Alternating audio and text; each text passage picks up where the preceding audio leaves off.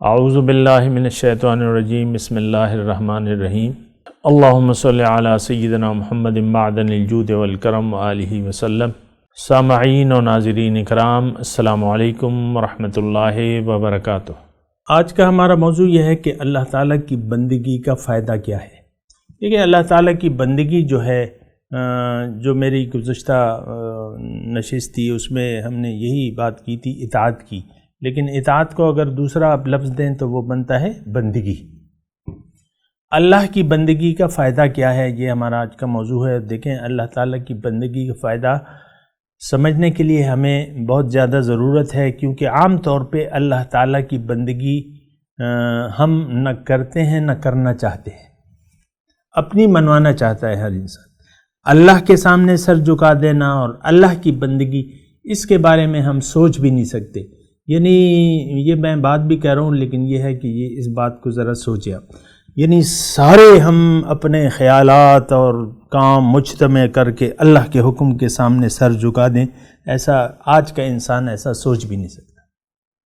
وہ کہتا ہے میں اپنی مرضی کی تشریحات کروں گا، مذہب، دین، اسلام وہی ہے جو میری کھوپڑی میں ہے، جو میری کھوپڑی میں وہ مذہب ہے۔ تو اب اگر اس نے خود کو اپنے آپ کو خدا بنا لیا ہے تو اب یہ ہے کہ اللہ کی بندگی کا اس کو کوئی فائدہ نظر نہیں آئے گا۔ اور ایسا میں اگر اس کی تفصیل میں جاؤں تو یعنی ایک بہت زیادہ اس کی تفصیل ہو سکتی ہے، لیکن میں نہیں کرتا۔ لیکن میں خالص اللہ کی بندگی، یہ اصل میں مطالبہ بھی ہے۔ اللہ تعالیٰ کا مطالبہ یہ ہے کہ فَاعْبُدِ اللَّهَ مُخْلِصًا لَهُ الدِّينَ، اللہ کی بندگی کرو اور زندگی کو اللہ کے لیے خالص کر دو، اور کہہ دو کہ ان صلاتي ونسكي ومحياي ومماتي للہ رب العالمین۔ لیکن انسان یہ کہنے کے لیے تیار نہیں ہے، کیونکہ یہ تو سمجھتا ہے کہ اس زندگی کا مالک میں ہوں، اس زندگی کا مالک یا اس زندگی کی مالک میں ہوں۔ تو جب آپ نے اپنے آپ کو مالک سمجھ دیا تو اب اس کا مطلب یہ ہے کہ آپ اب خود مختار ہو گئے، کیونکہ مالک ہے نا ایک چیز پہ۔ مثال کے طور پہ کچھ پیسے آپ کے ہاتھ میں آتے ہیں اور آپ اس کو مالک، اپنے آپ کو مالک اگر سمجھ لیتے ہیں تو اب یہ ہے نا کہ آپ بخیل ہو جائیں گے۔ یہ میں ویسی مثال دے رہا ہوں۔ پیسے ہیں، اگر یعنی آپ کے ہاتھ میں آ گئے، کسی اور کے پاس تھے، آپ کے ہاتھ میں آ گئے، تو اب یہ ہے نا کہ آپ سمجھیں گے، اب اس ایک صفت آپ میں پیدا ہو جائے گی بخل کی، آپ بخیل ہو جائیں گے۔ تو بہرحال میں اپنا موضوع کی طرف آتا ہوں کہ اللہ تعالیٰ کی بندگی کا فائدہ کیا ہے، اور یہ بات سوچنا اور سمجھنا جو ہے بہت زیادہ ضروری ہے کہ اللہ تعالیٰ کی بندگی کا فائدہ بذات خود براہ راست ہمیں اپنے طور پہ ہے، کسی اور کو فائدہ ہو یا نہ ہو، آپ کو ضرور اس کا فائدہ یا نقصان ہوگا۔ اللہ کی بندگی کیا ہے کہ آپ اپنے آپ کو اللہ کا مال سمجھیں، اللہ کا یعنی اپنے آپ کو اپنا مالک اللہ کو سمجھیں، اللہ کو اپنا آقا اور مولا سمجھ لیں۔ بل اللہ مولاکم وہو خیر الناصرین، اللہ تعالیٰ فرماتا ہے کہ اللہ تمہارا جو ہے مولا ہے اور وہ بہتر مدد کرنے والا ہے۔ لیکن بات یہ ہے کہ اللہ تعالیٰ کی بندگی کا مطلب کیا ہے کہ اللہ میرا مالک ہے، میری ہر چیز کا مالک اللہ تعالیٰ ہے، اور یہ میں نے اللہ کی